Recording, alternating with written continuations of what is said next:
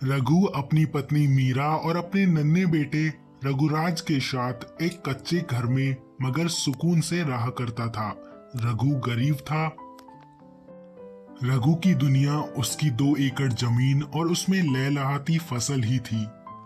दिन रात रघु ने पसीना बहाकर इस बार अपनी सब्जियों की फसल उगाई थी। उसे फसल देखकर लगता था कि इस बार उसकी गरीबी चली जाएगी।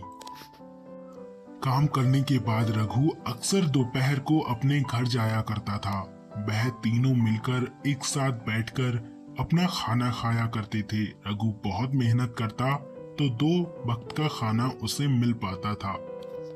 अचानक सूरज की रोशनी गायब हो गई। चारों तरफ काले बादलों ने डेरा डाल लिया और बारिश शुरू हो गई। तभी रघु ने अपनी पत्नी से कहा, मीरा, मुझे तो इन बादलों से डर लग रहा है। अगर बारिश हुई तो हमारी सारी मेहनत मिट्टी में मिल जाएगी।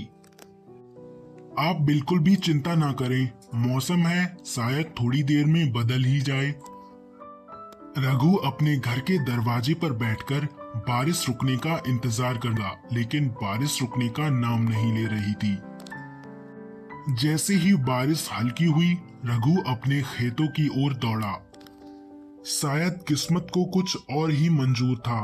जब रघु ने वहां जाकर अपनी फसल देखी तो उसकी सारी फसल बर्बाद हो गई। उसके खेत में पानी भर चुका था।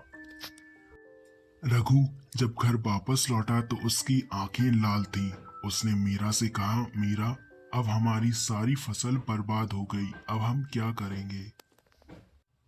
लेकिन मीरा हार मानने वालों में से नहीं थी। मीरा ने मन में एक विचार सोचा। वह छोले कुलचे बहुत ज्यादा स्वादिष्ट बना लिया करती थी।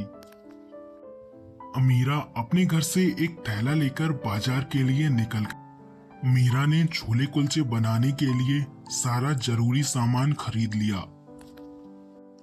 मीरा घर पहुंची। उसने छोले कुलचे का सामान देखा और अपने छोले कुलचे बनाने का सब सामान तैयार भी कर लिया। मीरा ने अपने गांव के बाजार में अपना छोले कुलचे का ठेला लगाना शुरू किया। आज उसकी दुकान पर एक पहला ग्राहक आया जिसने कहा,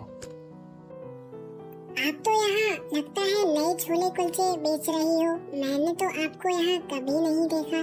जरा एक प्लेट लगा दो। अच्छा बेटा, मैं तुम्हारे लिए अभी एक प्लेट छोले कुलचे लगाती हूँ। तुम अभी रुको, तब तक मैं गरम भी कर दूंगी। उस लड़की को मीरा के छोले कुलचे इतने ज्यादा पसंद आए कि उसने पूरे गांव में तहलका ही मचा दिया। अब मीरा अपना स्टॉल रोज लगाया करती थी। मीरा के पास दूर दूर से बहुत बड़े बड़े लोग उसके छोले कुलचे खाने आने लगे थे।